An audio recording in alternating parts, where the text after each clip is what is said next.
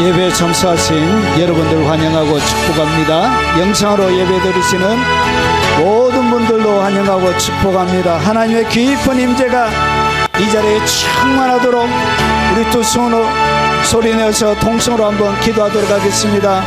자비하신 아버지, 하늘의 영광을 보여주시옵기를 원합니다. 그리스도의 영광이 오늘 이 자리 가운데 충만하게 하시고 하나님을 갈망하고 하나님을 기대하고 사모하는 모든 그 빈 심령들마다 하나님의 영광으로 채워주시옵기를 원합니다. 태양보다 뜨거운 하나님의 열정으로 하나님 오늘 깊이 있게 임재하여 주시옵기를 원합니다. 메마르고 근주한 하나님 그 마음의 밭에는 하나님의 영광을 주시옵기를 원합니다. 성령의 단비가 폭포수처럼 내리게 하시고 하나님의 깊은 만지심과 하나님의 영광이 그들의 영혼 가운데 충만하도록 하나님 역사하여 주시옵기를 원하고 기도합나이다. 아버지, 분주한 일상을 잠시 아버지 멈추고 하나님의 날개 그늘 아래 사전 하나님의 백성들에게 주의 날개를 내어 주시옵소서. 아버지, 주께서 날개를 젓고 둥지에 앉으시듯 그들의 초소 가운데 하나님의 영광의 임재로 하나님 앉아주시고 하나님 충만하게 채워주시고 주여 역사하여 주옵시기를 원하고 기도합나이다. 오늘 병든 육체를 가지고 하나님 앞에 나아가는 아버지 주의 백성들이 있습니다. 하나님 그 병든 육체 위에 예수 그리스도의 보혈의 피를 덮어주시고 아버지 하나님의 영광으로 충만하게 채워주시옵기를 원합니다. 압도적인 임재로 성령의 거룩한 능력과 하나님의 새롭게 하심이 그들의 육체 가운데 일어나도록 하나님 역사하여 주시옵기를 원하고 간절히 간구합나이다. 일하시는 하나님의 영광이 가야약한 육체 가운데 예수 그리스도의 이름으로 일어날지어다. 머리부터 발끝까지 모든 질병은 주 예수 그리스도의 이름으로 고침을 받을지어다. 그리고 영적으로 번민하고 답답해하며 악한 영들에 사로잡혀 자유 없이 살아가는 하나님 그들의 무거운 답답한 마음들을 불쌍히 여겨주시고 주여 긍휼히 여겨주시옵기를 원합니다. 내가 나사렛 예수 이름으로 명령하노니 그들을 묶고 있는 더럽고 저주받은 모든 쇠살들은 예수 이름으로 풀어질지어다. 노임을 받고 풀어놓고 떠나갈지어다. 거룩한 네부갓네살의 역사가 아버지의 어두운 영혼의 방 안에 찬란한 진리의 빛이 그들의 묶임을 놓여 아버지 풀어놓게 하시고 넘치는 자유가 있도록 하나님 역사하여 주시기를 원합니다. 간절한 사모하는 마음과 그 갈망하는 마음으로 아버지 오랜 사무치는 기도로 하나님 앞에 기도하며 나가는 그 모든 기도에 주님 응답하여 주시고 하늘의 문을 활짝 열어주시고 응답하시는 그 하나님 살아계심을 확실하게 증명하여 주시옵기를 원합니다. 영상으로 하나님 앞에 나가며 간구하는 모든 백성들에게 길을 내어주시고 주의 마음을 내어주시옵소서. 예수님 이름으로 기도합나이다. 아멘. 우리 같이 하나님을 찬양하도록 하겠습니다.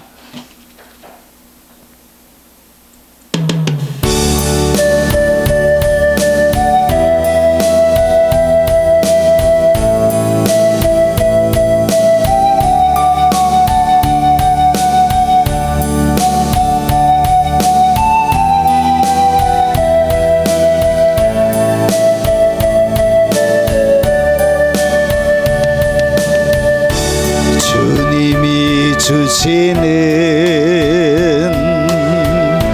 파도 같은 사랑은 내 작은 가슴에 흘러 흘러 넘쳐요. 생각하면 할수록 기도하면 할수록 두 눈가에 눈물이 터질 것만 같아요.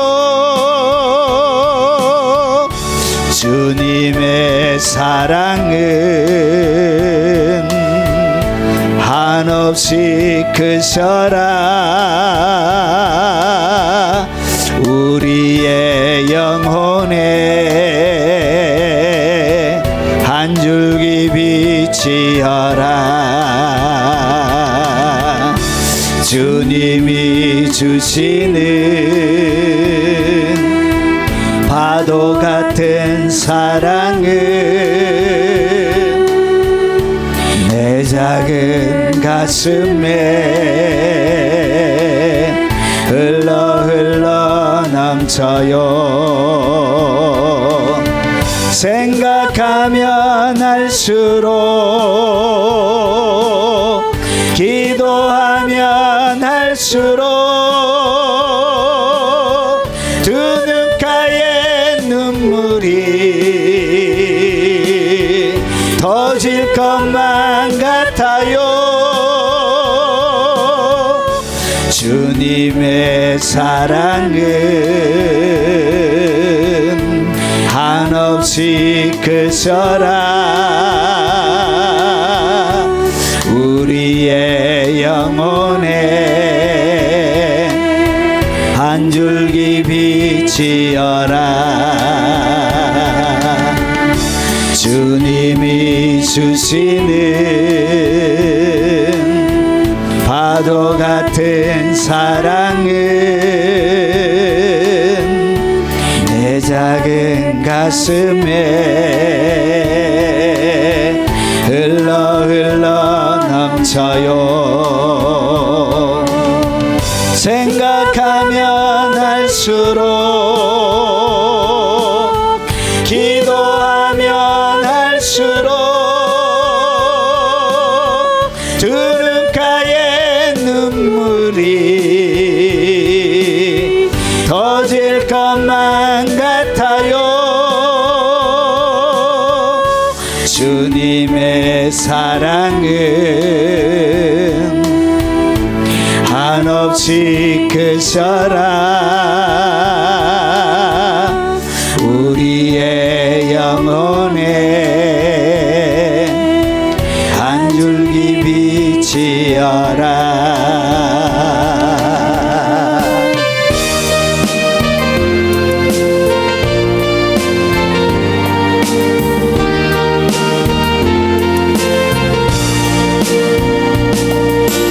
놀라운 사랑을 가슴에 안고 주의 편지 되어 달려가오니 나를 구원하신 하나님이 함께 하사 주님의 뜻 이루소서. 주의 놀라운 은혜를 가슴에 담고 복의 통로 되어 달려가오니 나를 구원하신 하나님이 함께 하사 모든 열방 축복하소서. 모든 민족이 주를 찬양하며 주의 이름 높이 외치리.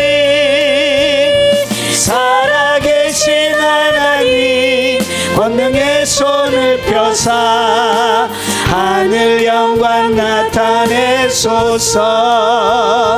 모든 민족이 주를 찬양하며 주의 이름 높이 외치리.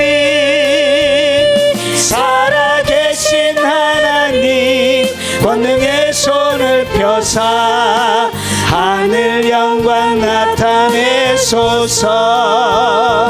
주의 편지 되어 달려가는 자 복이 있도다. 그는 주님의 뜻 이루는 자라. 주의 백성이 구원을 받고 찬양으로 영광 돌리리라. 모든 주를 찬양하며 주의 이름 높이 외치니 살아계신 하나님 권능의 손을 펴사 하늘 영광 나타내소서. 주의 놀라운 사랑을 가슴에 담고 주의 편지 되어 달려가오니 나를 구원하신 하나님이 함께하사 주님의 뜻 이루소서. 주의 놀라운 은혜를 가슴에 담고 목의 통로 되어 달려가오니 나를 구원하신 하나님이 함께하사 모든 열방 축복하소서. 모든 민족이 주를 찬양하며 주의 이름 높이 외치니 살아계신 하나님 권능의 손을 펴사 하늘 영광 나타내소서. 모든 민족이 주를 찬양하며 주의 이름 높이 외치니 살아계신 하나님 권능의 손을 펴사 하늘 영광 나타내소서. 주의 편지 되어 달려가는 자 복이 있도다. 그는 주님의 뜻 이루는 자라. 주의 백성이 구원을 받고 찬양으로 영광 돌리리라. 모든 민족이 주를 찬양하며 주의 이름 높이 외치니 살아계신 하나님 권능의 손을 펴사 하늘 영광 나타내소서.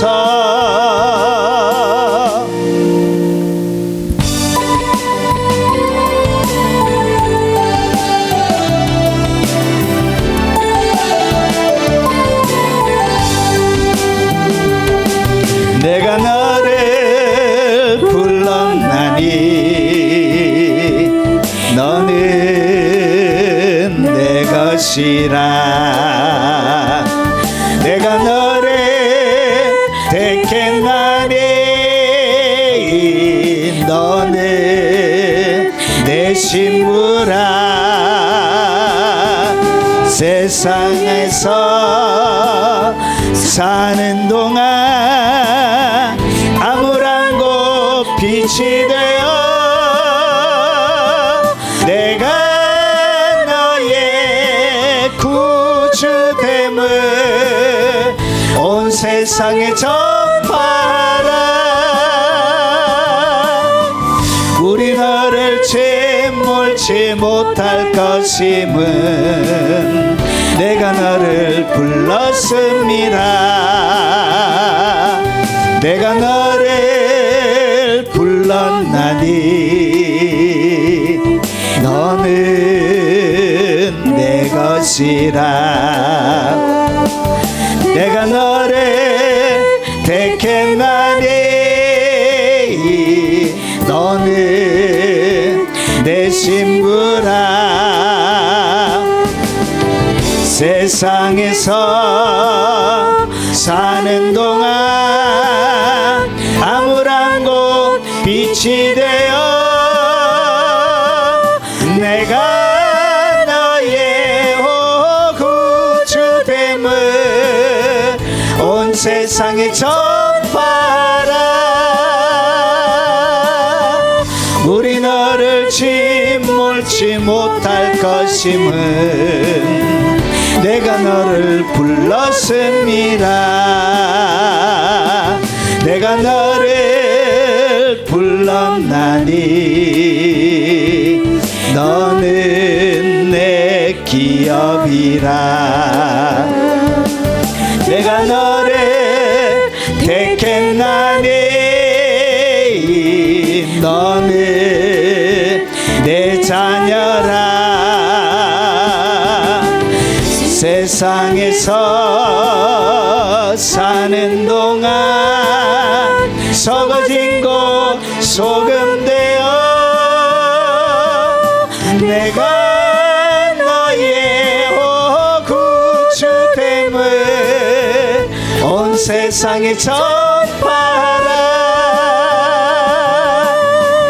우리 너를 사르지 못할 것임은 내가 너를 불렀습니다. 내가 너를 불렀나니 너는 내 기업이라.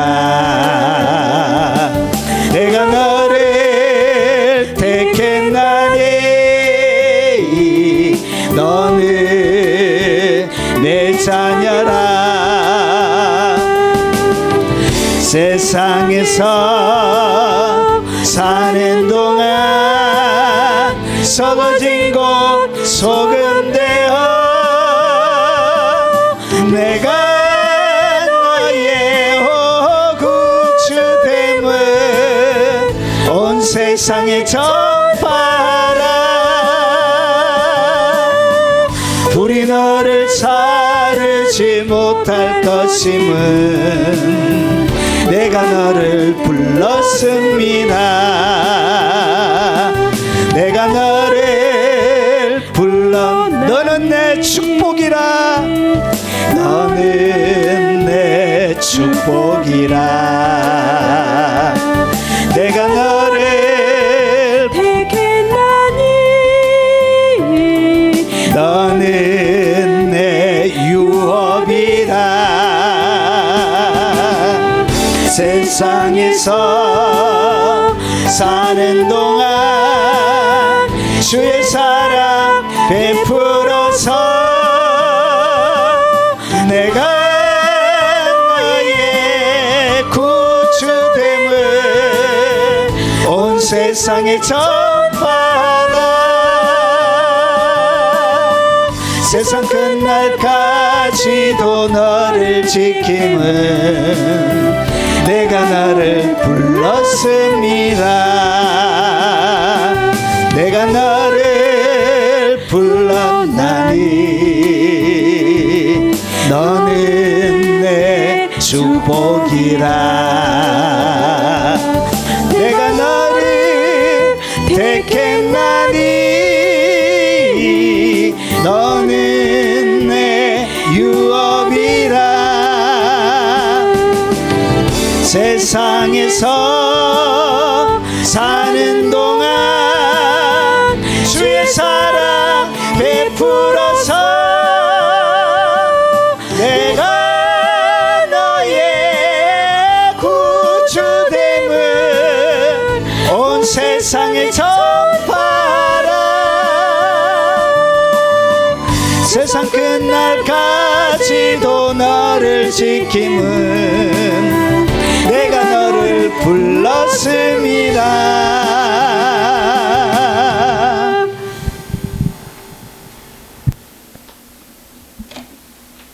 자, 하나님의 말씀은 아가서 1장 1절입니다. 아가서 1장 1절.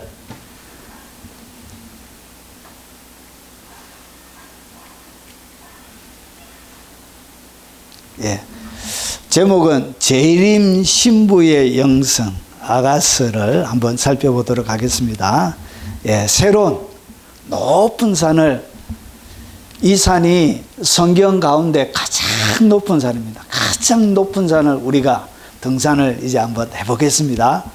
숲길을 거쳐서 계곡을 지나서 높은 암벽을 타고 주님이 계신 가장 높은 산에 한번 올라가 보도록 하겠습니다. 하나님의 말씀의 제목은 인생 최고의 노래 중의 노래, 불변의 노래. 그런 제목으로 하나님의 말씀을 같이 나누겠습니다. 아가서 1장 1절입니다. 같이 한번 읽어보겠습니다. 솔로몬의 아가라. 이거 짧다. 솔로몬의 아가라. 자, 오늘 높은 산을 등산하기 위해서는 여러분 등산 장비가 좀 많이 필요합니다. 그래서 등산 장비, 지금까지 이 높은 산을 오르기 위해서 하나님의 사람들이 사용했던 수많은 등산 장비가 있습니다. 그리고 이 아가서만큼 여러분 이 내용이 천차만별인 것이 없습니다. 왜 그러냐? 사랑의 노래이기 때문에. 사랑은 사람마다 사랑이 다 다르기 때문에 여러분 이 아가서를 해석하는 것도 사람마다 다 달라. 사랑이 다른 것처럼, 사람마다 성격이 다른 것처럼 사랑도 다르고, 어떤 사람은 이것이 엄청난 은혜고 감격이고 눈물 나는 사연이지만 어떤 사람에게는 이것이 될 수가 있다는 것이. 여러분, 그래서 이 아가서만큼 너무나 다양한 성경 해석적인 그런 것들이 있습니다. 그래서 먼저 지금까지 교회사 가운데 대표적으로 아가서를 어떻게 해석해 왔는지 그런 이야기부터 좀 하고, 그리고 아가서 전체에 대한 이야기를 하고 오늘 1장 1절을 한번 살펴보도록 하겠습니다. 자, 아가서를 해석하는 다양한 방법이 무엇인가?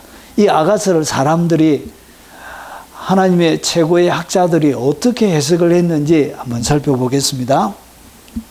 문자적인 해석이 있습니다. 문자적인 해석이란 것은 뭐냐? 문자 그대로를 해석하는 거예요.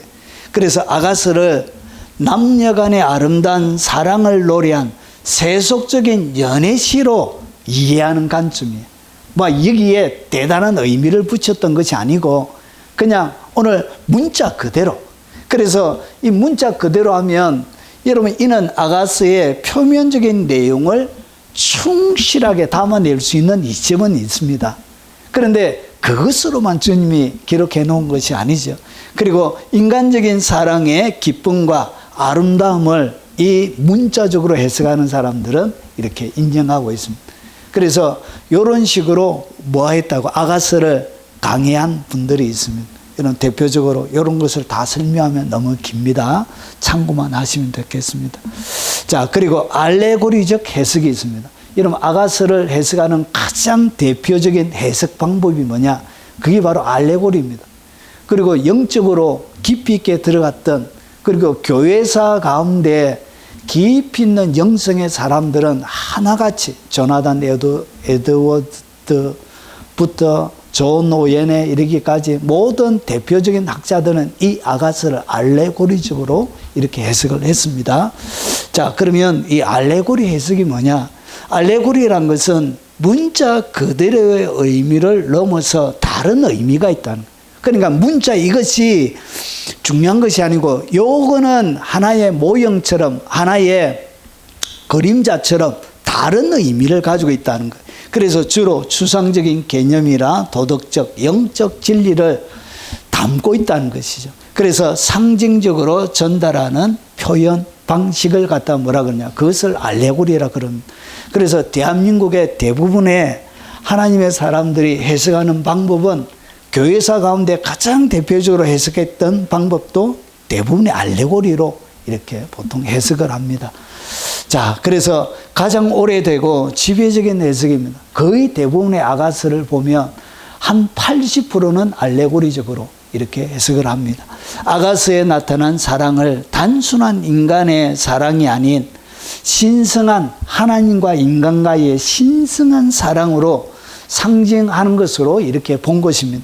그래서 유대인들도 이 아가서, 유대인들이 이 구약 성경의 아가서를 어떻게 해석했냐? 이렇게 해석했습니다. 하나님과 이스라엘 백성 간의 사랑을 상징한다고 보았던 거예요. 그래서 유월절과 연결되어지는 무교절 제일 8일 때 여기 이 아가서를 유월절 절기 가운데서 이 아가서를 읽었습니다. 자, 이런 것이 있습니다. 자, 그리고 교회사 가운데 기독교, 자, 이 아가서를 그리스도와 교회 간의 사랑. 여러분, 중세 시대에는 칼빈이나 루터나 이런 사람들은 이 아가스를 그리스도와 교회 간의 사랑, 교회를 중심으로 이렇게 보았습니다. 해석을 했고요. 그리고 그리스도와 신자의 개인 간의 사랑을 이렇게 상징한다고 보았습니다. 그래서 단순한 솔로몬과 술람미 여인의 사랑이 아니라 이것은 모형이고 그림자고, 그리고 요 가운데 그리스도와 신자 그리고 교회 간의 뜨거운 사랑의 이야기를 모형적으로 보여주는, 주님이 이 땅 가운데 육체로 솔로몬의 술람미 여인을 사랑했던 것처럼 이제 주님이 직접 구약의 예언으로 해놨던 그 아가스를 몸을 입고 오셔서 직접 이 아가스를 실행해.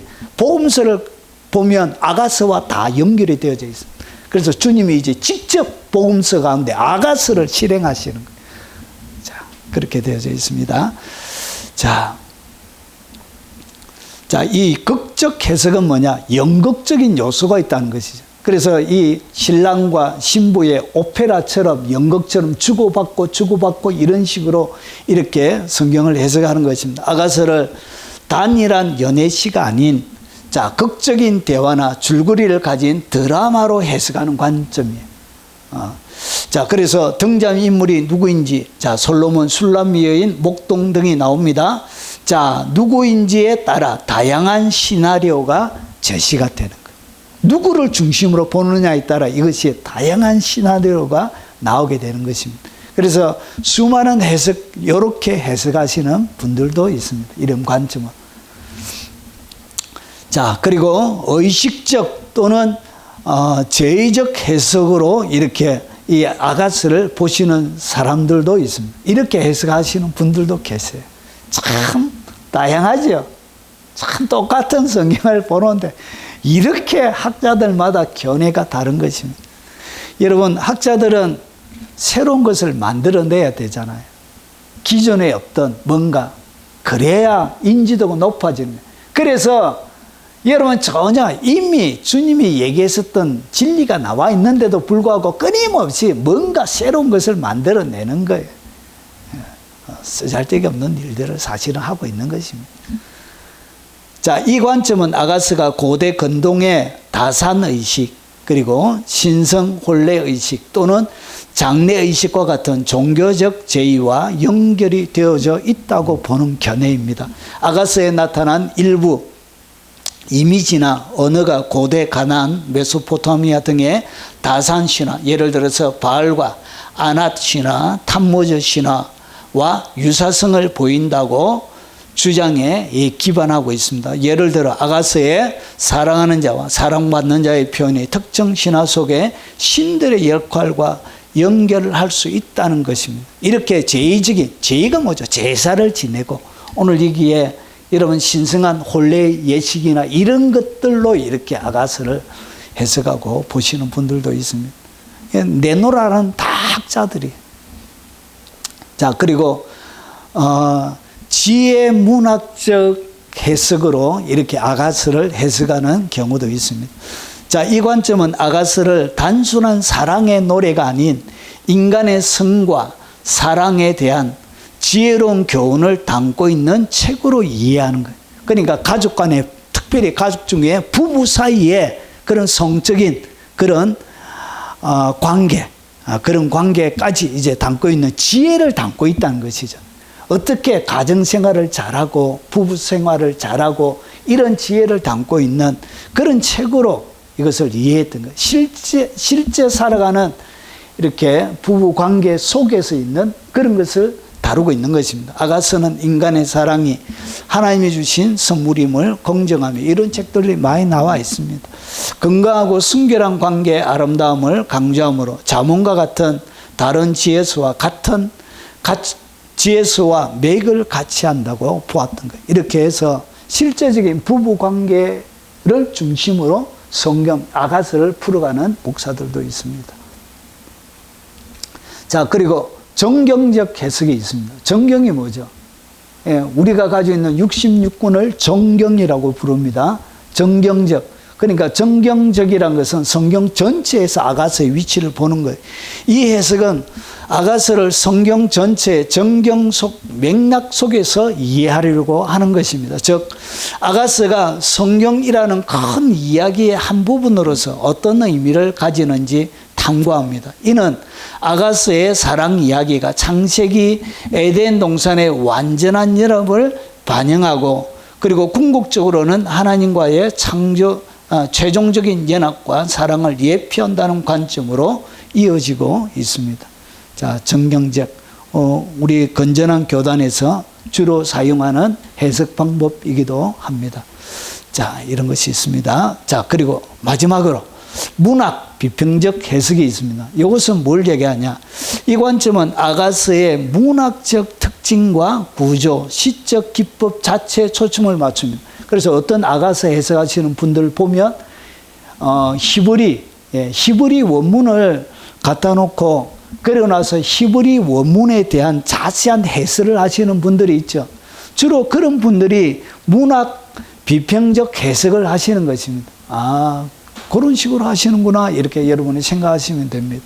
자, 그래서 저자의 의도나 역사적 배경보다는 본문 자체의 아름다움, 여러분 이 히브리 시적 구조들이 굉장히 아름답게 되어져 있습니다. 그래서 아름다운 자체, 메시지 전달 방식을 분석하며 반복, 병영, 언유 등 아가서에 사용된 다양한 문학적 장치들을 통해 독자에게 어떤 미학적 경험을 선사하는 탐구를 합니다. 이런 식으로 설교를 하는 거예요.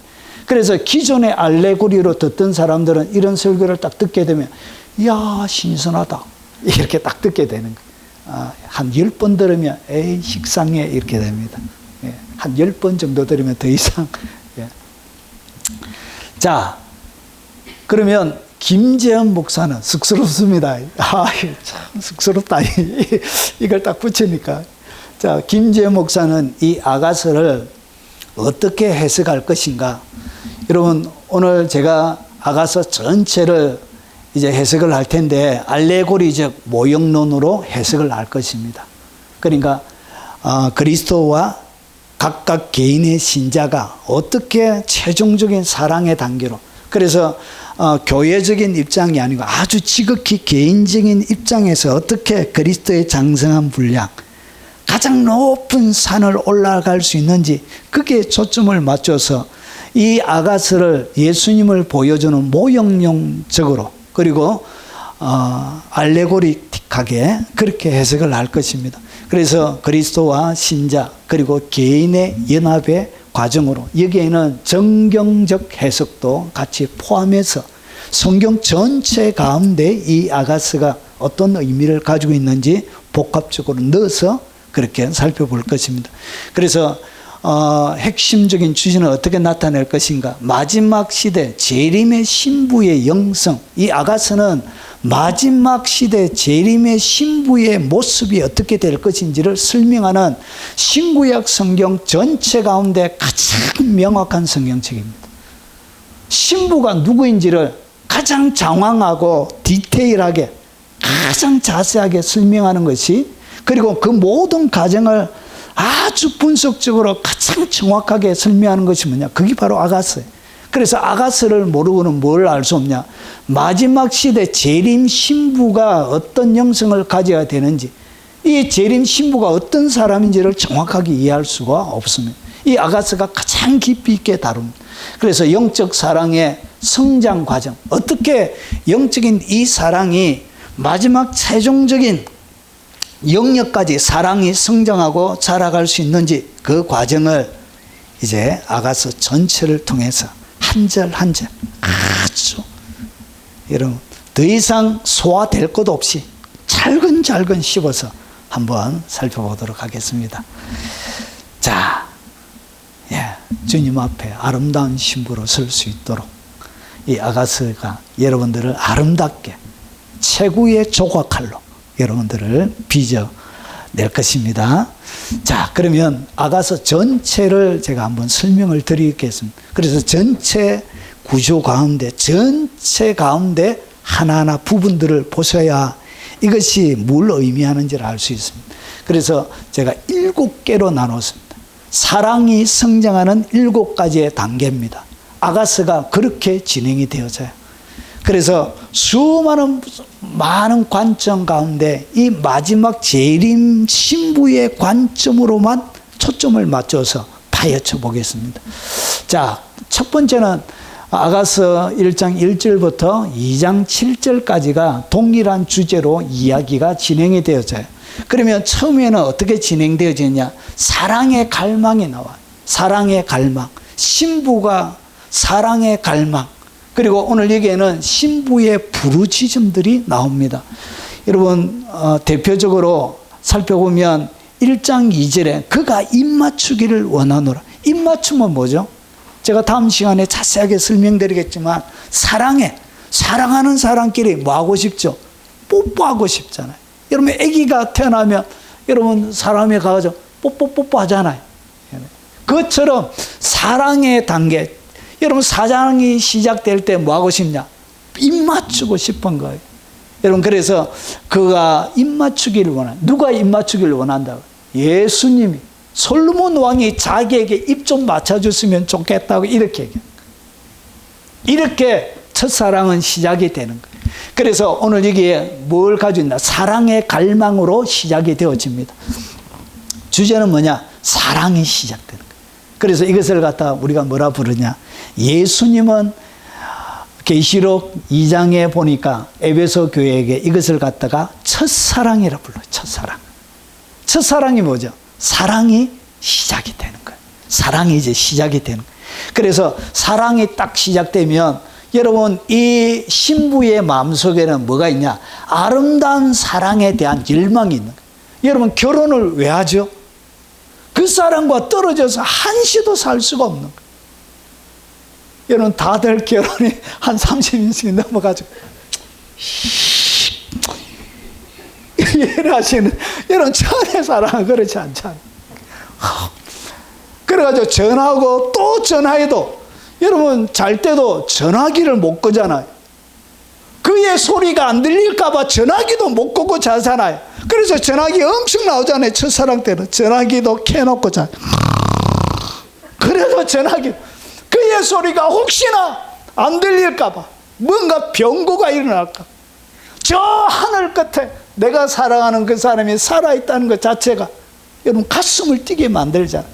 그래서 이 신부가 뭘 느끼냐? 자기에게 입 좀 맞춰줬으면 좋겠다. 누가? 솔로몬 왕이. 솔로몬이. 여러분 첫사랑은 이렇게 시작이 돼. 예수님이 와서 여러분에게 입 이렇게 어이 징그럽구나 더럽게 입을 맞추고 나 입 맞추는 거 싫어해. 여러분 진짜 사랑은 그렇게 얘기하지 않습니다. 그래서 어떻게 했냐? 아름다운 사랑에 대한 영원한 행복에 대한 로망을 가지고 있습니다. 영원히 행복할 것 같은 거. 그래서 여러분 남자들이 결혼하기 전에 하늘의 별 다 따준다. 걱정하지 마라. 달 따준다. 세상이 암흑이 될 텐데 해도 다 따준다. 걱정하지 마라. 이렇게 약속해가지고 행복하게 해줄게 해가지고 여러분 결혼하지 않습니까? 그래서 결혼하는 이유가 행복을 원해서 결혼 아름다운 사랑에 대한 열망을 가지고 이 첫사랑이 시작이 되는 거예요. 그래서 그가 입 맞춰 주기를 그렇게 원하는 거예요. 그래서 보세요. 신부의 내적 갈망이에요. 그 솔로몬을 향한 내적 갈망, 이상적인 사랑에 대한 열망의 표현으로 여러분 이 사랑이 시작이 되는 거예요. 자, 그래서 신랑에 대한 열정은 실제보다도 상상과 열망의 중심. 여러분 이 사랑을 아직까지 잘 몰라요. 그가 사랑 가운데 겪어내야 될 수많은 사랑의 아픔들과 배신들과 그리고 서로 다름에 대한 여러분 그런 것을 잘 알지 못하고 여러분 처음에 사랑할 때는 그냥 눈이 동태 눈깔이 돼가지고 여러분 눈을 제대로 기능을 하지 못하게 되어져요. 자, 그래서 신랑에 대한 열정은 실제보다도 어떻게 되어져 있냐? 훨씬 더 크게 이상적으로 가지게 있는 거예요. 최고의 남자. 내가 선택한 최고의 남자라고 생각하는 거예요. 자, 아직 만남 이전이에요. 그러니까 아직까지 주님을 깊이 있게 만나지 못한 거예요. 사랑을 받아서 거듭나긴 했는데 여러분 새 생명을 얻긴 했는데 아직 주님을 제대로 이해하지는 못하는 단계. 그래서 그에 대한 갈망의 시적 환상이 오늘 첫 번째 이야기의 주류를 이루고 있습니다. 그러니까 자기 혼자 사랑의 날개를 펴놓은 거예요. 자기 혼자. 그런 이야기로 구성이 되어 있어요. 자, 이 얘기는 무엇을 얘기하느냐? 신앙의 여정의 첫 회심 혹은 예수님에 대한 처음 사랑이 이렇게 불이 붙으면 이런 영적인 현상이 일어나는, 그분이 내게 입 좀 맞춰줬으면, 이렇게 눈 감고 입을 이렇게 내뱉고 있는데 여러분 뽀뽀 안 해주면 얼마나 민망합니까? 눈이라도 안 감았으면 빨리 원위치로 알 것인데, 그런 사랑에 대한 열망으로 시작이 된. 그래서 감정은 조금 흥분 상태에 있습니다. 그러나 실체보다, 여러분 진짜 사랑의 실체보다 기대가 엄청나게 큰 상태에서 여러분 모든 것이 시작이 되는. 여러분 사랑에는 여러분 모든, 저는 남자로서 잘 모르겠는데 여자분들은 백마탄 왕자에 대한 로망이 있는 것 같아요. 백마탄 남자에 대한. 그래서 처음에 시작은 백마탄 남자의 로망으로 시작이 되는 거예요. 그래서 사랑의 갈망, 부르짖음으로 아가서는 내용이, 첫 이야기는 채워져 있습니다. 자, 그리고 두 번째 사랑은, 자, 드디어 사랑을 발견하게 돼요. 그렇게 갈망하던 것이 끝나는 것이 아니라 이 갈망이 발견이 되어지는 거예요. 그리고 연합의 기쁨을 아주 작게나마 맛보게 됩니다. 자, 그래서 나의 사랑하는 자의 음성이로다. 2장 8절을 보면 2장 8절부터 3장 5절까지가 이 첫 사랑의 발견, 연합의 기쁨의 이야기들이 나와요. 그래서 나의 사랑하는 자의 음성이로다. 예전에는 갈망만 가지고 있었는데 사랑하는 사람의 음성이 들려. 음성을 듣게 되어진 거예요. 그래서 그 주님을 향한 여러분 이 사랑을 발견하게 되는 거예요. 그러면서 이 연합의 기쁨을 맛보게 되는 것입니다. 그래서 사랑이 이제 발견이 되어져서 이런 첫 만남과 아주 낭만적인 기쁨의 마음의 유의들이 일어나게 되는 것입니다. 그래서 사랑하는 네가 어떻게 하냐? 거기 보면 사랑하는 네가 산을 넘어서 다가오. 와, 누가? 사랑하는, 그렇게 열망하고 갈망하던 그분이 산을 넘어서 자기에게 오는, 그리고 언어적으로 구속자 신랑을 이야기하는 것입니다. 산을 넘어서 오는 거예요. 사랑하는 자. 그리고 여기에 보면 정원이 나옵니다. 정원. 사랑하는 사람과 같이 거니는 정원. 그리고 이제 겨울이 지나간 거예요. 내 인생의 차디찬 겨울이 지나가고 이제 겨울도 지나갔으니 이제 일어나 함께 가자.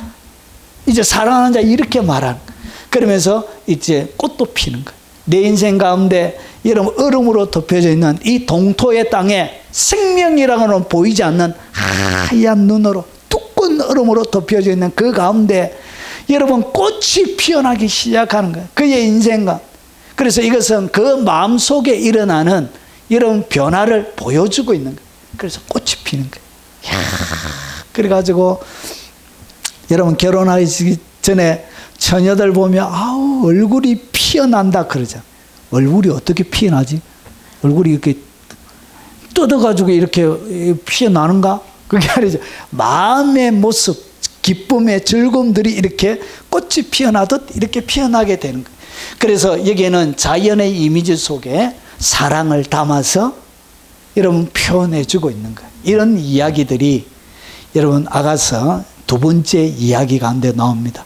그러나 여전히 이 신랑을 붙잡지 못하고 지나가 버리게 돼요. 그래서 어떻게 되냐? 불완전한 연합을 경험하는 거예요. 자, 이것이 어떻게 적용되냐? 영적 첫 만남의 기쁨, 그리고 다시 멀어지는 신앙의 기복의 이야기를 하고 있는 거예요. 여러분 참 만나가지고 너무나 기쁘고 즐겁다가 여러분 부흥회나 수련회 같은 데 한번 가가지고 부르짖고 막 난리 이렇게 해가지고 그 다음에 이 기쁨이 충만하다가 갑자기 집에 딱 들어오니까 여러분, 남편이 아니 밥도 안 차려주고 어디 갔다 오라 이렇게 헌금했나 이렇게 막 하고 이러면 여러분 마음이 쑥 상해가지고 어떻게 돼? 주님이 베풀어줬던 사랑도 온데간데 없이 와 나는 그래 하면 안 되나 이렇게 막 다투고 결국은 어떻게 되느냐?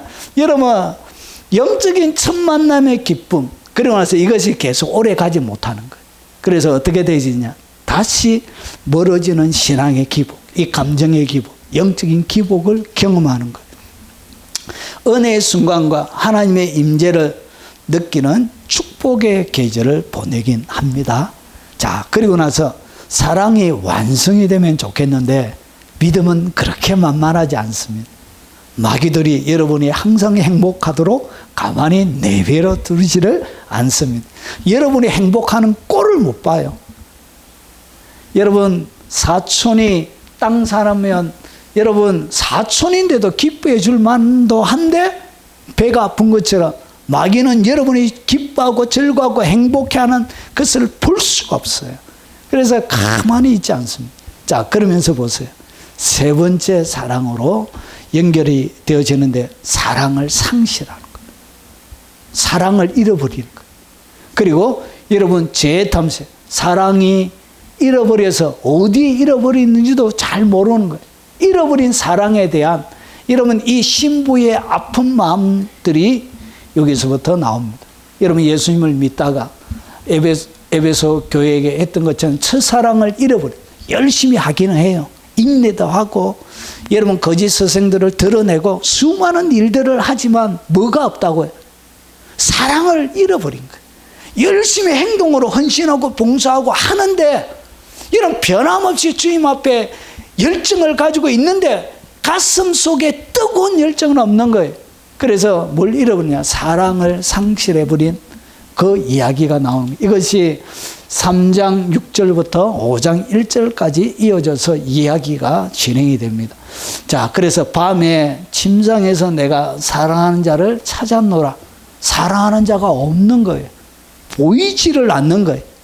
그의 숨결도 그의 따사로운 체온도 그의 몸에서 풍겨나오는 향기도 그리고 그가 건네는 따뜻한 위로의 격려의 말도 더 이상 들리지가 않는 거예요. 그래서 사랑을 잃어버린 것처럼 여러분 힘든 시간을 보는 거예요. 그래서 사랑의 혼돈이 일어나는 거예요. 주님을 향하여 첫사랑을 잃어버리는 거예요. 여러분 그래서 상실했지만 계속 추구하는 마음도 거기에 같이 있는 거예요. 신랑 혹은 주님을 얘기합니다. 신랑의 부재를 느끼는 거예요. 신부는 그를 찾아 거리로 막 나갑니다. 그리고 사람들을 다니면서 물어봅니다. 내 신랑이 어딨냐고.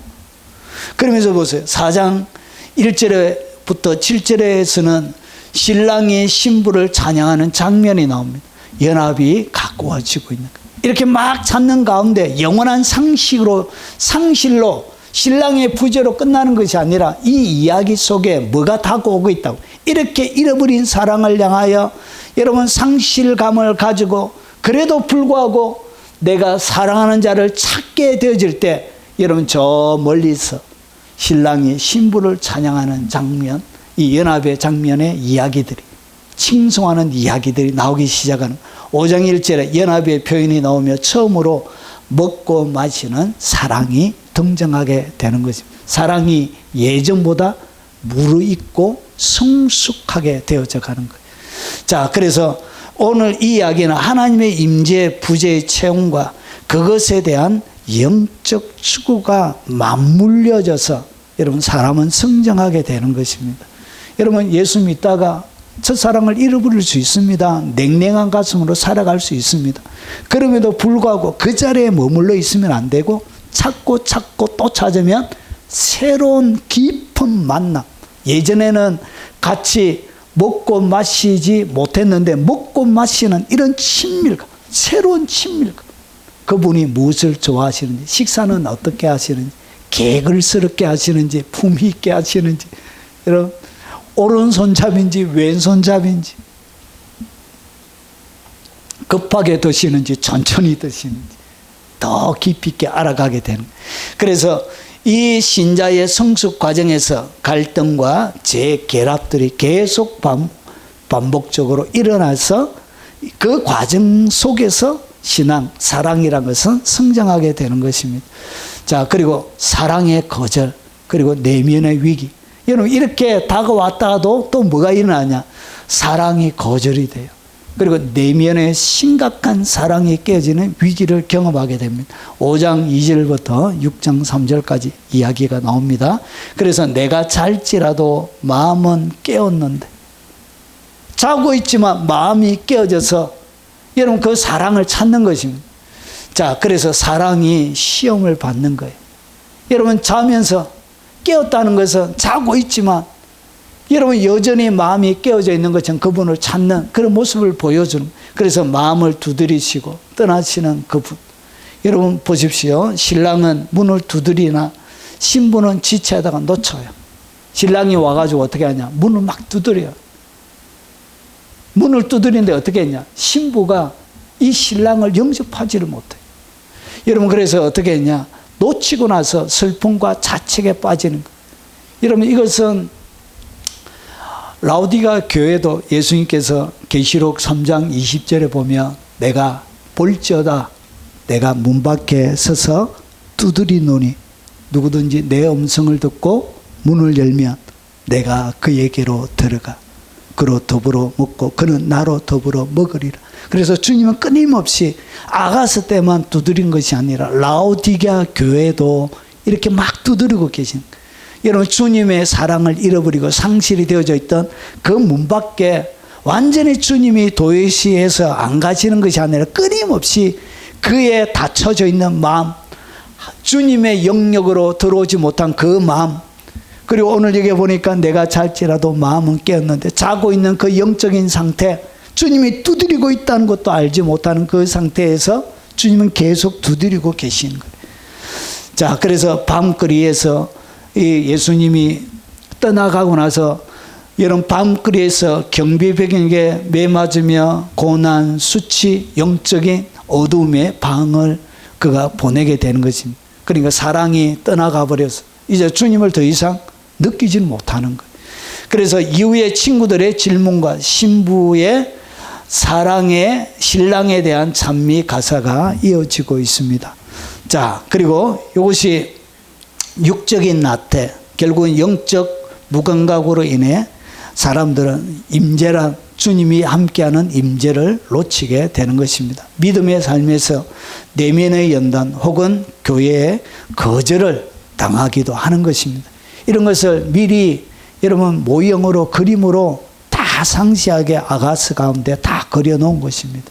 자, 그리고 이 사랑이 어떻게 되냐? 다섯 번째, 사랑이 이제 떠나가 버렸던 그분이 사랑이 다시금 회복이 돼요.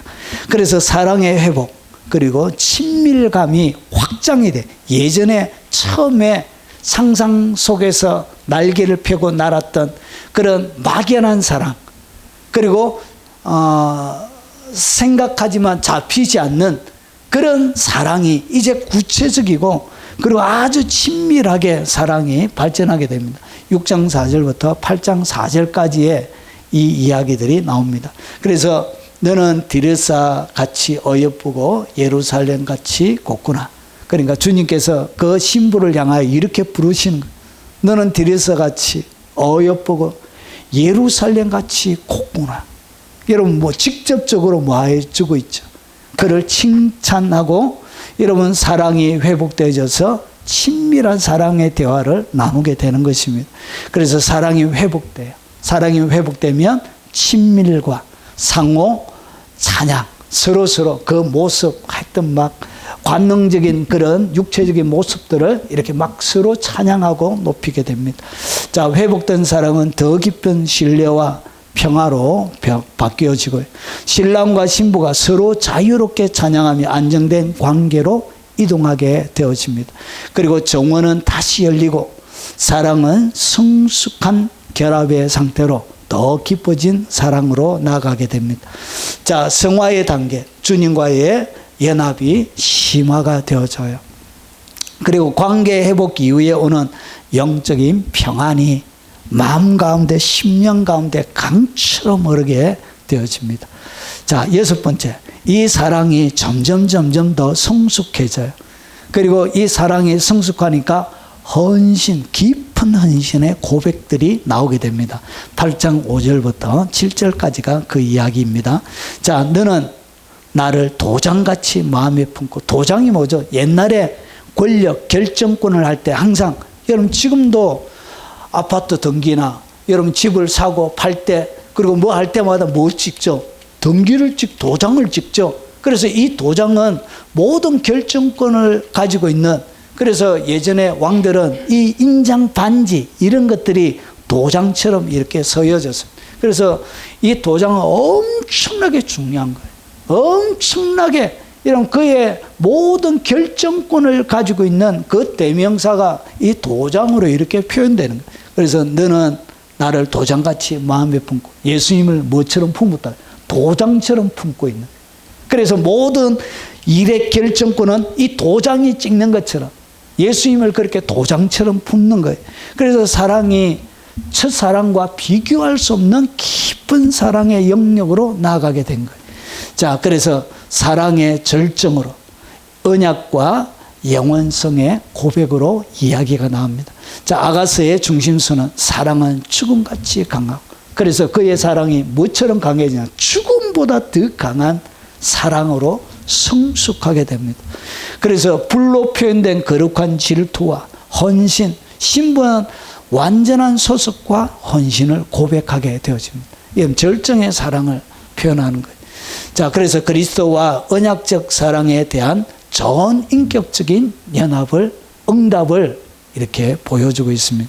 그리고 죽음을 넘어선 사랑, 신앙인의 궁극적인 헌신이 여러분 지옥의 불보다도 더 뜨거운 사랑으로 그 주님을 사랑하게 되어집니다. 이렇게 사랑이 성숙한 거예요. 그리고 이 사랑은 여기에서 머물지 않고 여러분 사랑의 확장이 공동체 안에 열매로 맺혀집니다. 그래서 여러분 여기 보면 우리에게 있는 작은 누이를 위하여, 이제 주님과 나만의 사랑이 아니고 이제 누구? 나보다도 더 어린 그 연약한 신앙인, 연약한 성도, 그리고 어리게 다가오고 있는 그 작은 누이를 위하여서 하는 공동체, 그리고 사랑의 열매로 확장이 되는 거예요. 그래서 주제는 사랑의 열매, 다음 세대와 공동체의 관심으로 이 사랑이 확대가 되는 것입니다. 신랑과 신부의 사랑이 다른 존재, 즉 작은 누이를 얘기합니다. 이렇게 확장이 되는 거예요. 사랑이 넓어지는 것입니다. 사적인 사랑에서 공동체적인 책임과 돌봄의 사랑으로 그가 성숙하게 되는 거예요. 신부는 포도원 삶의 영역을 얘기하면 포도원을 지키며, 그리고 마지막 장면에서 신랑을 다시 초청하는 이야기로 이야기가 끝이 납니다. 자, 그래서 성숙한 신앙은 다른 이들을 세우는 책임으로 확장이 되어지고 하나님과의 사랑이 사역 공동체의 봉사로 열매를 맺는 성숙한 사랑으로, 최고봉의 사랑으로 예수님이 이 땅 가운데 육체를 가지고 계실 때 하셨던 그 일을 대신하게 되는 그런 사람으로 바뀌어지게 되는 것입니다. 이렇게 사랑이 첫사랑으로 풋풋한 새싹 같은 사랑이 완숙한 열매로 맺어가는 마지막 재림 신부의 그 모습이 어떻게 되는지를 이 아가스가 아주 적나라하게 이렇게 파헤쳐서 우리에게 설명해 주고 있는 것입니다. 재밌겠죠? 예. 저도 한 번도 가보지 않는 길을 한번 가보려고 합니다. 같이 한번 가보자고요. 자, 그러면 정리를 하면 그렇습니다. 제일 처음에 사랑의 갈망, 부르짖음으로 시작했다가 드디어 사랑을 발견합니다. 그리고 부분적인 첫사랑의 연합의 기쁨을 맛보다가 여러분 이것이 계속 유지가 안 돼요. 첫사랑을 잃어버리고 사랑의 상실과 그리고 계속 찾아야 되는 그런 과정들을 경험하게 됩니다. 그리고 그것이 금방금방 되는 것이 아니라 오히려 더 거절감을 느끼는 거예요. 그리고 내면의 큰 위기조차도 경험하게 됩니다. 접어야 되나? 주님은 왜 이렇게 오랫동안 침묵을 지키는지, 이렇게 부르짖어도 주님은 왜 나에게는 이렇게 가혹한지, 그렇게 수많은 의문들이 주님께 들기 시작하는 것입니다. 그러다가 여러분 이 사랑이 더 성숙하는, 그래서 사랑의 회복, 그리고 친밀감이 이 부재 속에서 여러분이 사랑이 커가는 것입니다. 이렇게 해서 사랑이 성숙하고 여러분 헌신의 사람으로, 그리고 사랑이 확장되어지고 공동체 안에서 열매 맺는 예수님과 같은 그런 사람으로 여러분이 바뀌어져 가게 되는 것입니다.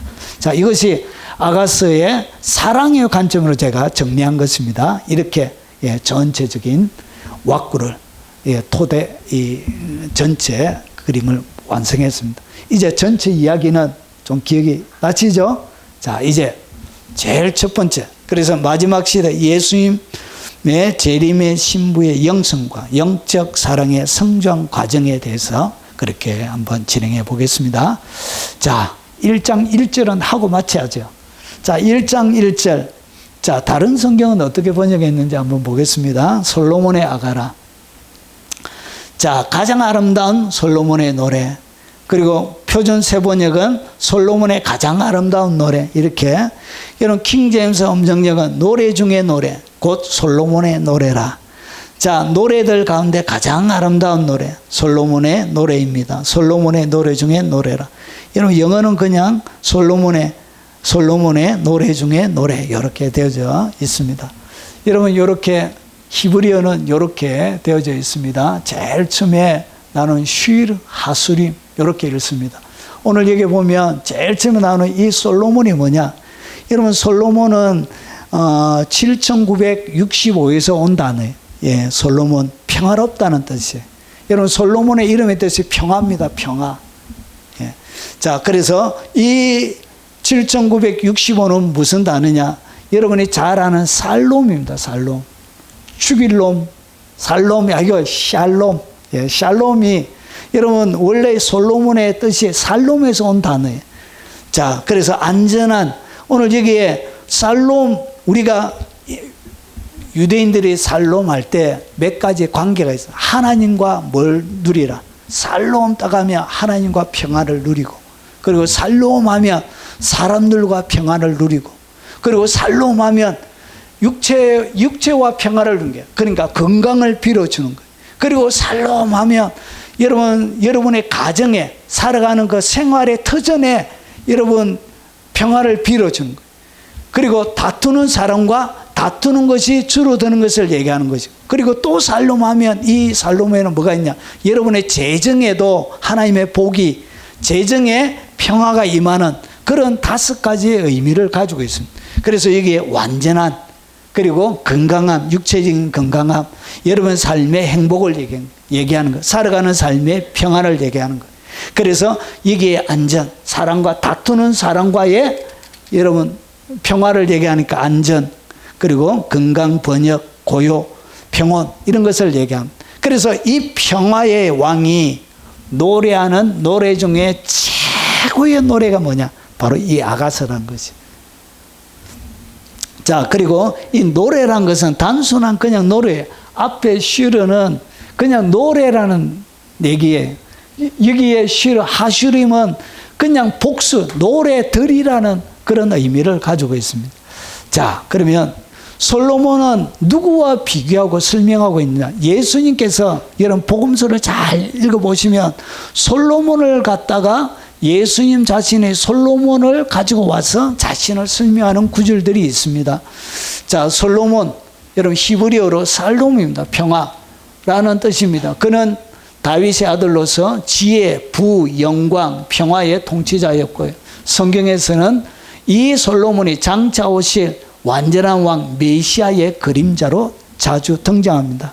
자, 그래서 예수님께서 직접 이렇게 말씀하십니다. 마태복음 12장 42절에 보면 심판 때 남방요왕이 일어나 이 세대 사람들을 정죄하리니 이는 그가 솔로몬의 지혜로운 말을 들으려고 땅끝에서 왔음이거니와 솔로몬보다 더 큰 네가 여기 있는. 그러니까 예수님이 누구와 자신을 비교했나? 솔로몬과 자신을 비교하는 거예요.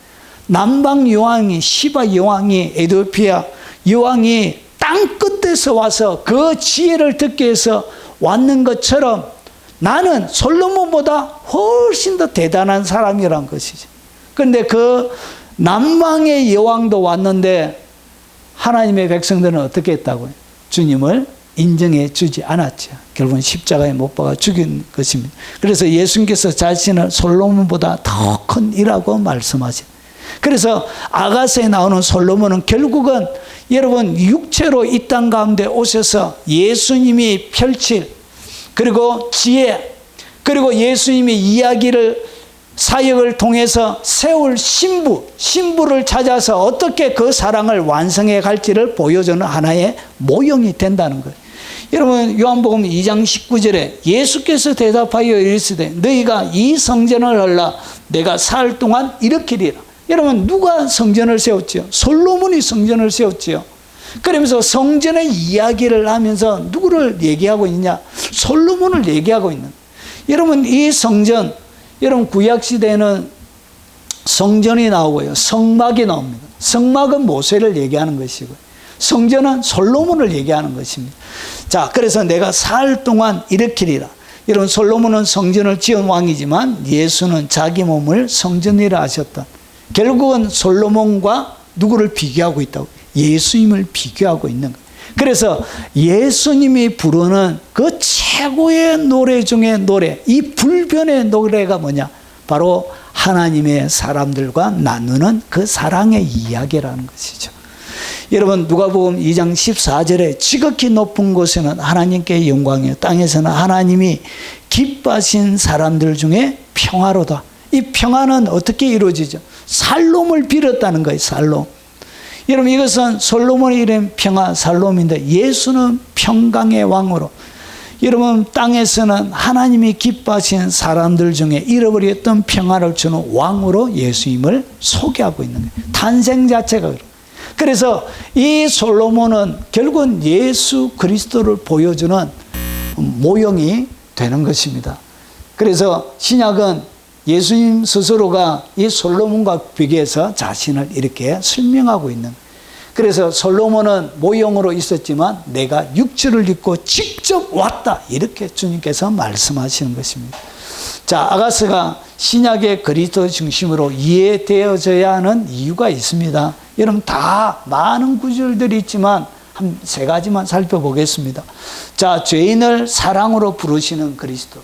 이 세상의 모든 사람이 다 죄를 범했고 하나님의 영광에 이르지 못하는데, 여러분 하나님은 왕이 여러분 시골에 아주 매력 없는 그 여인을 갖다가 이렇게 불러요. 내 사랑아 너는 어여쁘고 어여쁘다. 내 눈이 비둘기 같구나.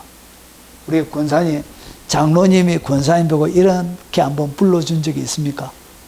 아, 없습니까? 아, 그러시구나. 우리 혹시 우리 김 집사님은 다 말도 안 끝났는데 일하시네. 우리 신 집사님은 있을 것 같아요. 날마다 이러시는 거예요. 결혼하기 전에 예. 저 구절을 딱 써가지고. 와, 그래. 열몇 장을 써가지고. 그렇구나. 와, 요즘도 날마다 전화하고 그러시잖아. 그러시구나. 참말로 좋으시겠습니다. 자, 그래서 여러분 사랑받을 수 없는 대상을 향하여 솔로몬이 술람미 여인에게 매력 없는, 여러분 내가 햇볕에 까무잡잡하게 끌렸다, 자기를 이렇게 표현해요. 계달의 장막 같다 그래. 계달의 장막은 여러분 베두인들이 쓰는 아주 시커먼 천막을 이야기합니다. 매력이 없어요. 볼품이 없어요. 그렇게 자기의 피부가 여러분 태양에 끌려져 있는, 여러분 단장되어지지 않는 그런 모습이지만 주님이 뭐라고 하냐? 내 사랑아 너는 어여쁘고 어여쁘다. 내 눈이 비둘기 같구나. 장로님은 안 불러주셔도 주님은 우리 군사님 보고 너 어여쁘고 어여쁘다. 내 눈이 참으로 비둘기 같구나. 주님은 우리를 이렇게 부르고 있다는 거예요. 그래서 예수님께서 오셔서 직접 이렇게 또 미리 정하신 그들을 또한 부르시고 불러주시는 거예요. 부르신 그들 또한 어렵다 하시고 아무런 자격 조건이 없는데 그들을 어떻게 너무나 어려운 존재로, 너무나 아름다운 존재로 부르시는 거예요. 그리고 어렵다 하신 그들 또한 영화롭게 너무나 찬란한 이 영화는 여러분 영화가 두 개가 있죠. 죽을 때 여러분이 천국에 들어가는 그리고 영적인 그 변화가 있고 그리고 마지막 영화는 부활입니다. 부활. 이 영광스러운 부활의 모습으로 여러분을 만들어 주시. 그래서 어여쁘고 어여쁘다 그런 거예요. 여러분 그 썩어 있는 육체의 모습 속에 하나님은 여러분이 변화되는 모습을 이미 보고 계신 거예요. 그래서 지금의 모습이 아니라 여러분이 영화롭게 아름답게 변화될 그 모습을 바라보며 주님께서 너무나 어여쁘고 어여쁘다. 여러분의 부활의 모습을 주님은 지금 보고 계신 거예요. 세상의 마지막까지 모든 이야기가 이미 계시록에 다 되어져 있는 거예요. 결국은 그 중간에 있을 부활의 영광스러운 모습을 주님이 딱 보면서 네가 얼마나 예쁜지를 네가 도대체 아느냐 이런 식으로 주님이 오히려 반문하고 계신 거예요. 어여쁘고 어여쁘다. 결혼할 때 여성이 최고 아름답잖아요. 그 결혼할 때 네가 얼마나 예쁜지 네가 알고 있느냐.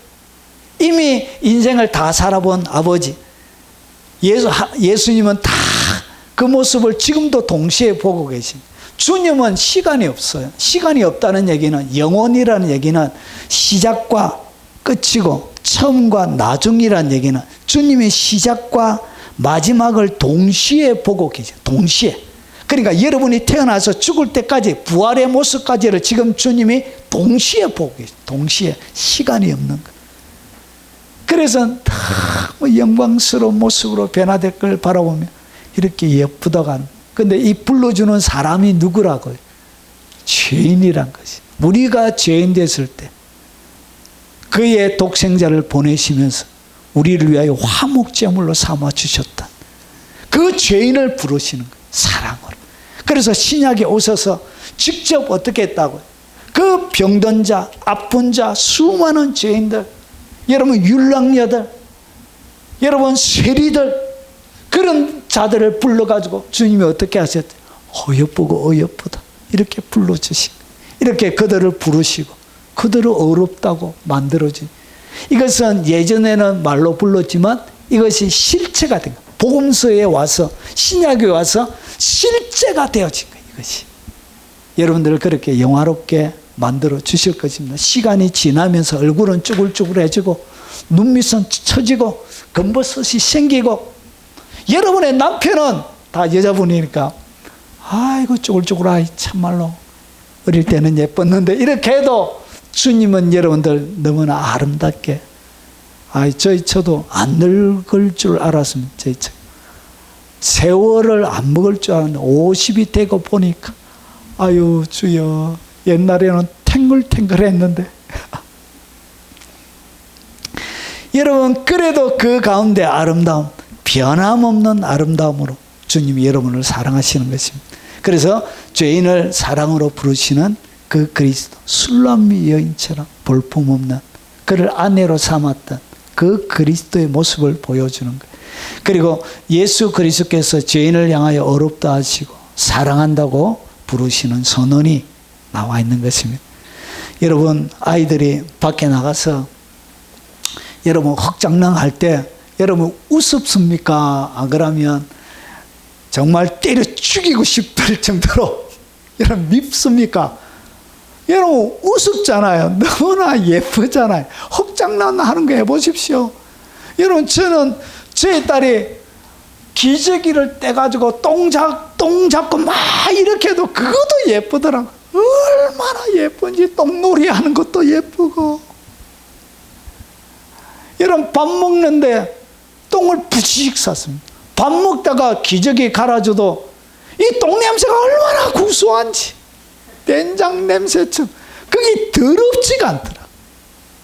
여러분 하나님이 그렇게 여러분이 여러분 자신을 바라볼 때는 죄인처럼 보아도 정말 더럽게 보아도 주님은 그렇게 아름답게 보인다는 것이. 여러분 개 요즘 동물도 많이 키우잖아요. 깨끗하게 씻겨가지고 옷도 갈아입혔더만 이 개들이 정신을 못 차리고 이렇게 여러분 땅 파고 이렇게 해가지고 여러분 더럽히고 이러면 여러분 이게 귀엽잖아요. 너무너무 귀엽잖아요. 아이들이 이렇게 막 조그만한 게 발로 이렇게 파고 하면 얼마나 귀엽습니까? 이게 지저분하게 오늘 몇 차례 가지고 또 다리 뭉대를 부실러가지고 다음에는 절대로 못하도록 이렇게 합니까? 그렇지 않죠. 주님이 여러분을 바라보실 때 이렇게 바라보신다는 것이죠.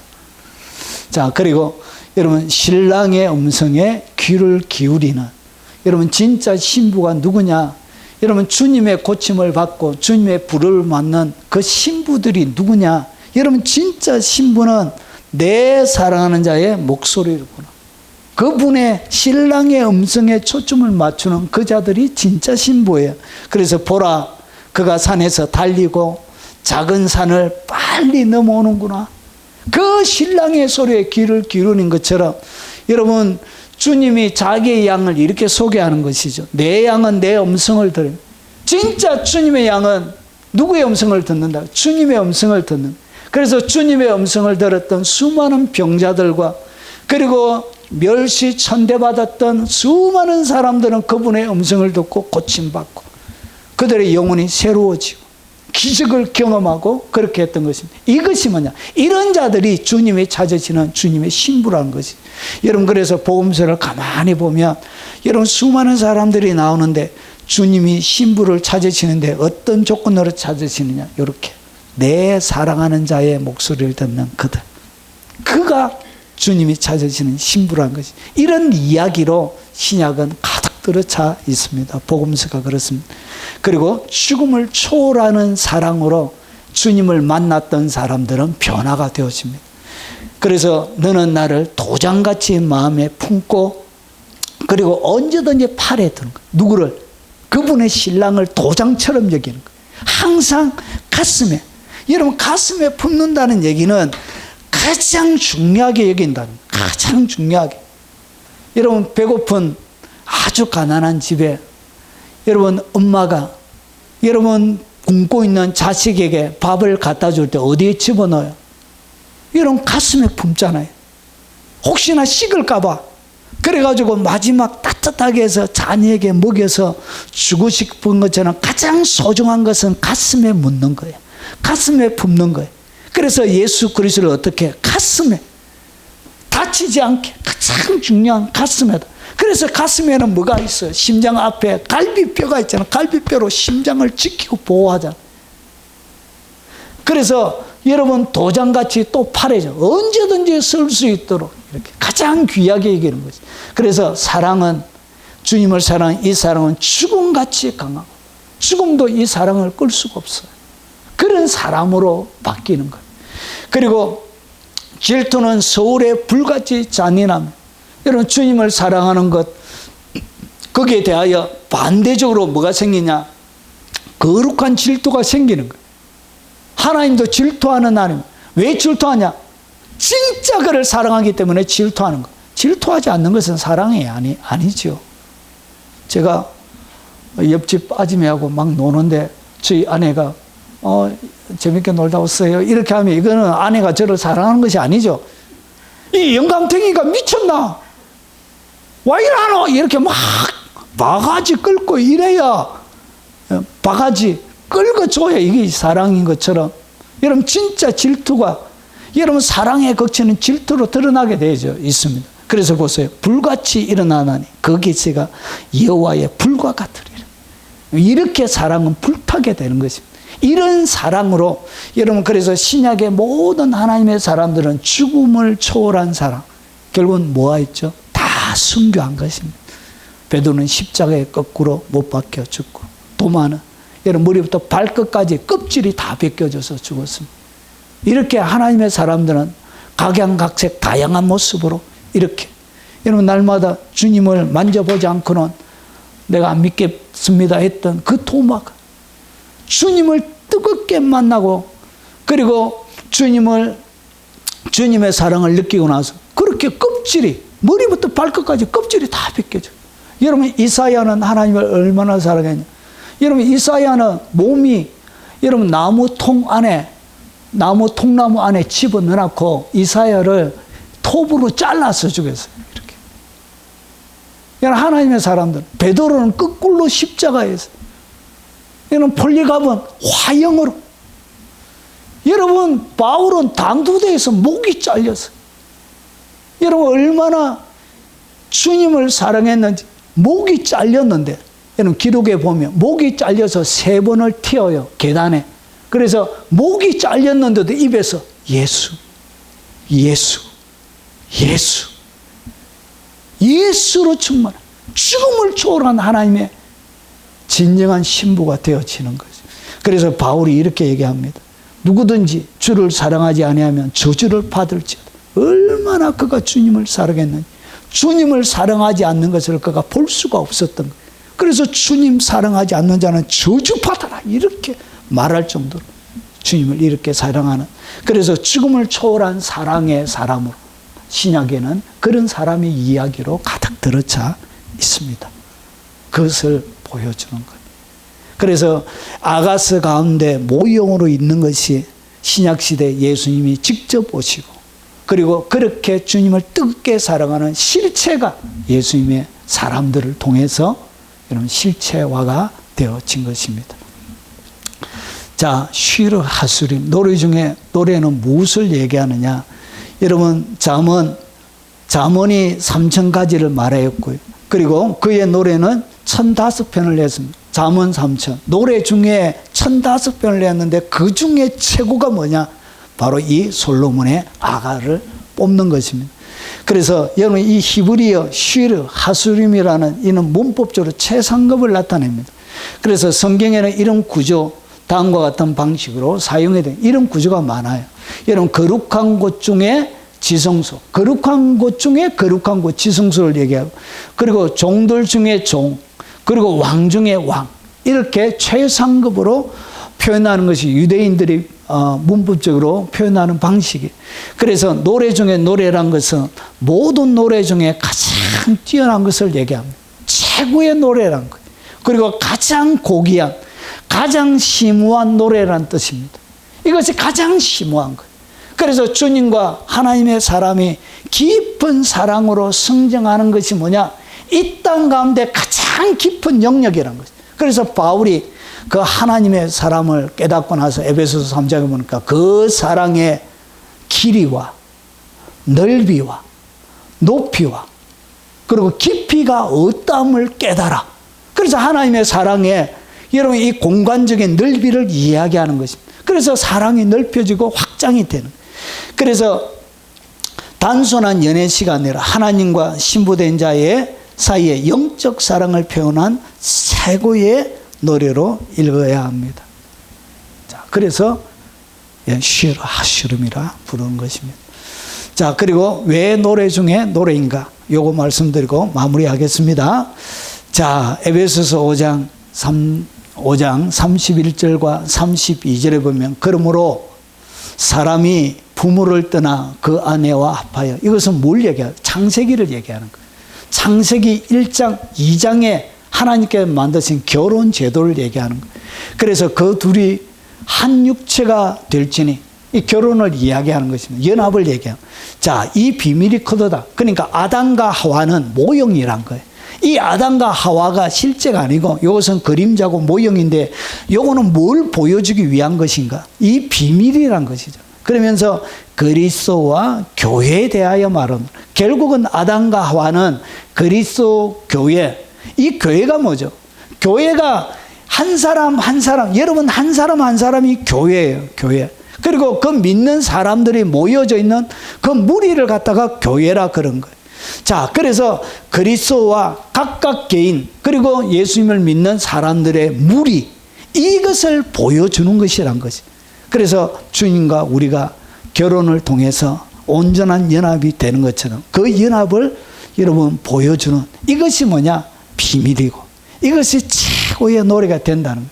여러분 이것을 다 설명하기에는 제가 길어서 이렇게 표로 만들었습니다. 짧게 설명드리면 창조의 때는 아담과 하와를 창조했습니다. 그래서 부부 연합으로 하나님의 형상이 이렇게 드러나는 거예요. 이것이 마지막 주님이 이걸 하고 싶었던 거예요. 그러고 나서 인간이 타락합니다. 관계가 깨어져요.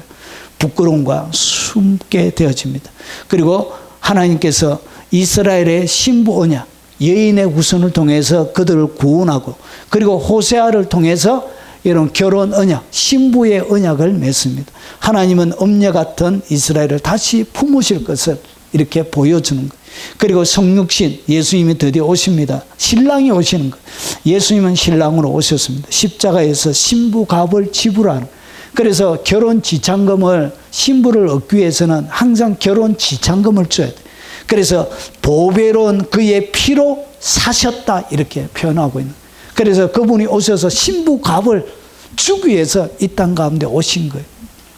그래서 교회가 만들어진 거예요. 교회는 그리스도의 신부가 되는 것입니다.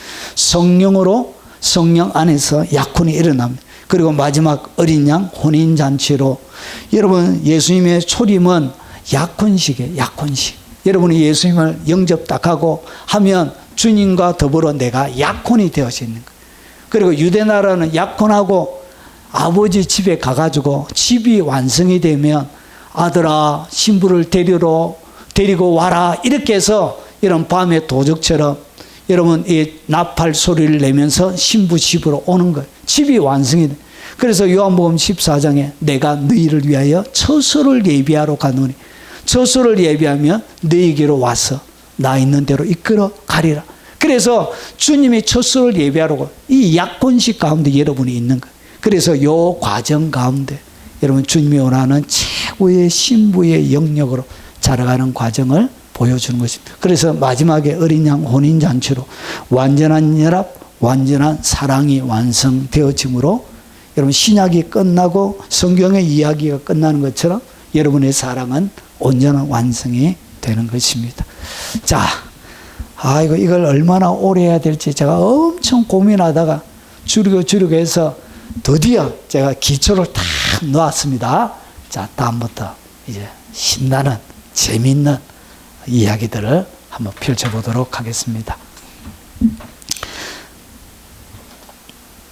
자, 오늘 들은 말씀 기억하면서 여러분 찬양하고 각자 기도하시다가 돌아가시도록 하겠습니다.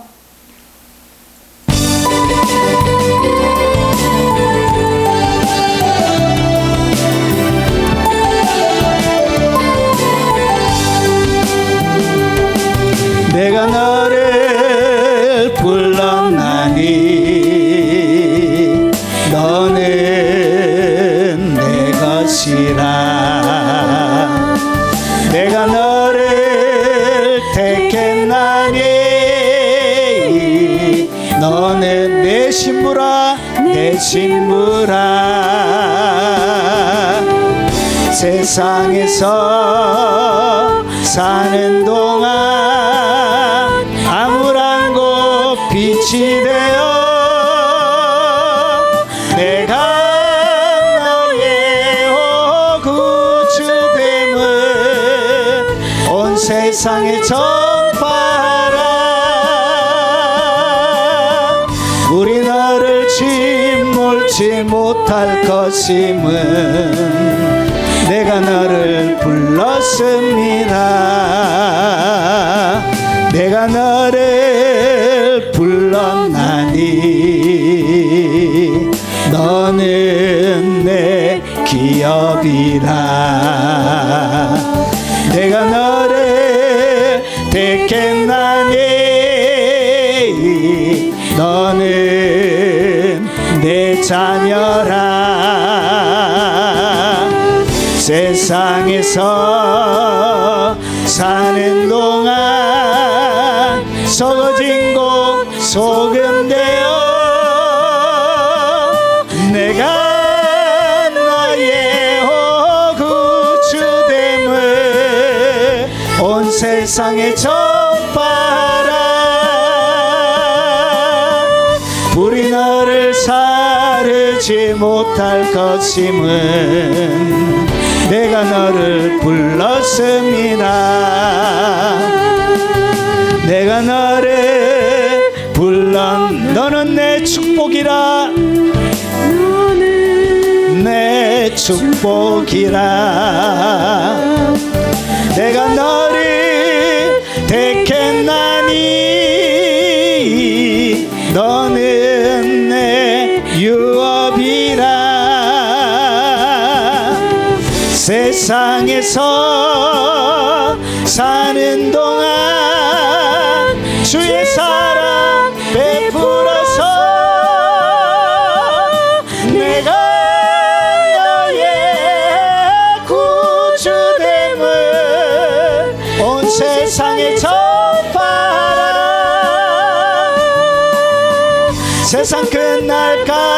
없이도 나를 지킴은 내가 너를 불렀음이라. 여러분 각자에게 담아주신 기도 제목을 쫓아 동성으로 기도하시다가 돌아가시도록 하겠습니다. 우리 주여 한번 부른 이후에 간절하게 기도하도록 하겠습니다. 주여